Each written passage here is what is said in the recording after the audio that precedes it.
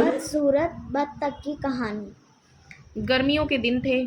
शाम के समय एक बत्तख झील के पास ही पेड़ के नीचे अपने अंडे देने के लिए अच्छी जगह ढूंढ रही थी।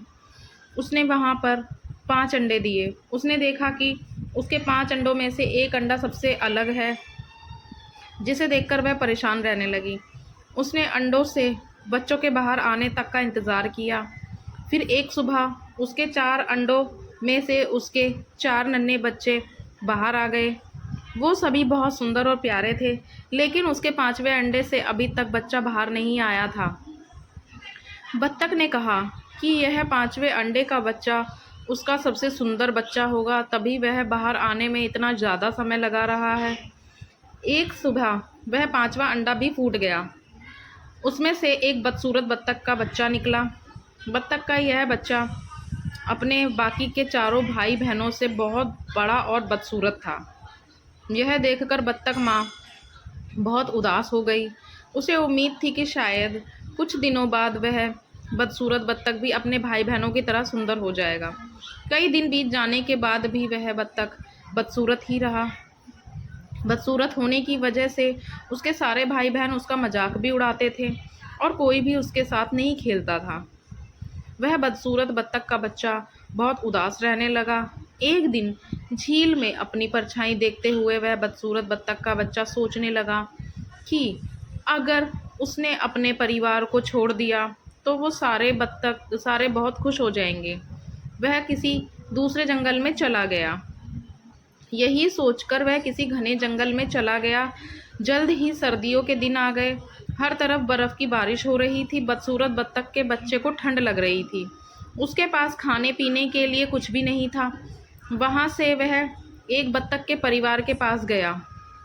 उन्होंने उसे भगा दिया। फिर वो एक मुर्गी के घर गया। मुर्गी ने भी उसे चोंच मारकर भगा दिया। उसी रास्ते में उसे एक कुत्ते ने देखा, लेकिन कुत्ता भी उसे छोड़कर चला गया। बदसूरत बत्तख उदास मन से सोचने लगा कि वह इतना बदसूरत है कि कुत्ता भी उसे नहीं खाना चाहता है। उदास होकर वह बदसूरत बत्तख का बच्चा फिर से जंगल जाने लगा। रास्ते में उसे एक किसान दिखाई दिया। वह किसान उस बदसूरत बत्तख को अपने घर ले गया। वहां पर उसे एक बिल्ली परेशान करने लगी, तो वह वहां से भी भाग गया और फिर से एक जंगल में रहने लगा। कुछ ही दिनों में बसंत का मौसम आ गया। अब वह बदसूरत बत्तख भी काफ़ी बड़ा हो गया था। एक दिन वह एक नदी के किनारे टहल रहा था। वहाँ पर उसने एक सुंदर राजहंसी को देखा, जिससे उसे प्यार हो गया। लेकिन फिर उसे लगा कि वह एक बदसूरत बत्तख है, इसलिए उसे वह राजहंसी कभी नहीं मिलेगी। शर्म से उसने अपना सर झुका लिया। तभी उसने नदी के पानी में अपनी परछाई देखी और वह हैरान हो गया। उसने देखा अब वह बहुत बड़ा हो गया है और एक सुंदर राजहंस में बदल गया है। उसे यह एहसास हो गया कि वह एक हंस है। तभी अपने बाकी के बत्तख भाई बहनों से काफ़ी अलग था। जल्द ही उस बदसूरत बत्तख से राजहंस बने। उस हंस ने हंसनी से शादी कर ली और दोनों खुशी खुशी रहने लगे।